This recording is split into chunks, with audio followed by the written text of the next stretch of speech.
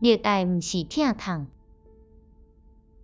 在早，支那分做列国的时，楚国姜王甲晋国列公伫鄢陵的所在交战，楚兵大败，姜王一目着伤。因领兵的总司令官，名叫子缓，心内不知烦恼。毋过，伊一个癖真毋好，就是爱食酒。若食酒，就困规暝规日。因为出军，所以禁酒。伊有一个奴仆，名国阳，不知高款待伊，真敖疼伊的主人。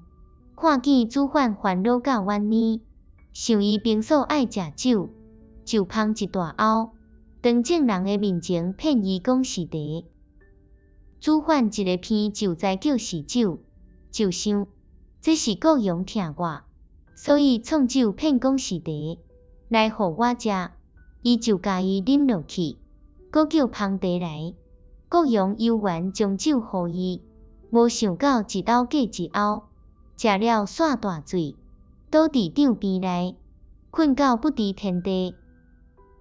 楚姜王想过日要搁甲晋国交战，就找人去请子缓来参详。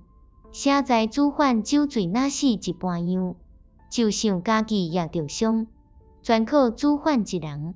答伊安尼，要太尉搁交战的，果不将透暝抽兵倒去，就将子缓交托一个真敖造钱，名叫永游基来保护伊，惊了互晋国掠去，就真凌辱。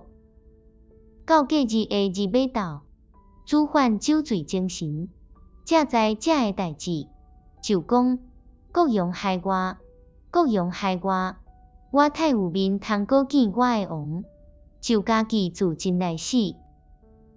照阮呢看，子缓的奴仆国阳，芳酒互子缓食的时，并无半点要害子缓的意思。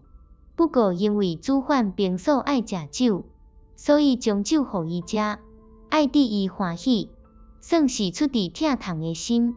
无料子缓竟然因为安尼来误大事，煞了性命。现时的朋友常常劝人食薰啉酒，减毋是由原出自好意，毋久后来因为迄个人煞条薰袂过得，直到倾家荡产，还是因为酒醉来闹出代志，减毋是好意变真歹意啦。所以真心疼朋友的，拢着出自仁爱，毋通出自溺爱。若是溺爱，就无算是真疼痛。箴言有讲，疼囝儿的，就是害囝儿，也是这个意思。